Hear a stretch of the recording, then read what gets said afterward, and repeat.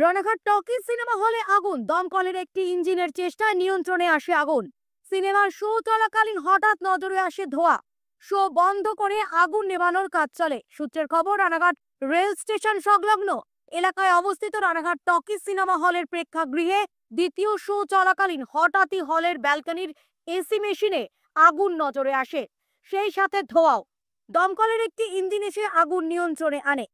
ঘটনাস্থলে পৌঁছায় রানাঘাট পৌরসভার চেয়ারম্যান কৌশল দেব বন্দ্যোপাধ্যায়।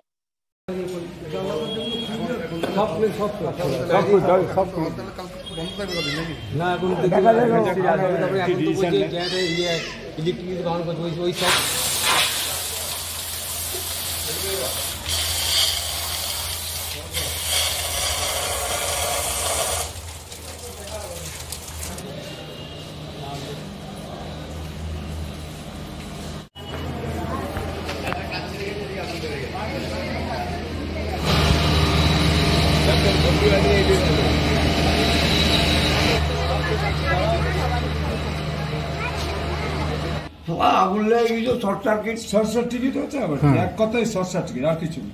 আচ্ছা, হ্যাঁ, কালকে সার্ভিস করে দিয়ে গেছিল। আচ্ছা, এইটাই এসিতেই আগুন লেগেছিল, শর্ট সার্কিট হয়েছিল। টিকিট যারা কেটেছিল শো তো হবে না, টিকিট এখন রিটার্ন করছে। আচ্ছা, এটা লেগেছে তোমার 5টার সময়। তারপরে মেন সুইচ নামিয়ে দিলাম, গিয়ে তারপরে বেরিয়ে চলে আসলাম আর টাকা ফেরত দিয়ে দিয়েছি।